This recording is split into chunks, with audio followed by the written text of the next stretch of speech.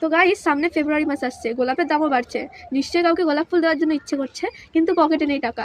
তো আজকে আমরা বলবো কিভাবে একটি ডাল থেকে গোলাপ গাছ তৈরি করবে এবং তাকে গিফট করবে। তো দেখো, এখানে একটা গোলাপের ডাল নিয়ে নিয়েছি, আর জলে রাখার কারণ এই গোলাপের ডালটা পুরনো, তাই জন্য আমরা জলে রেখেছি।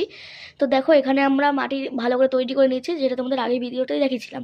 এরপর গোলাপের ডালের একদম নিচের অংশটা যেখানে আমরা পুঁতবো মাটিতে, সেই জায়গাটায় কটা পাতা আছে সেগুলো আমরা ছিঁড়ে নেবো, কারণ এই জায়গাটা আমাদেরকে মাটিতে পুঁততে হবে। এরপর ভালো করে অ্যালোভেরা জেল লাগিয়ে দিব।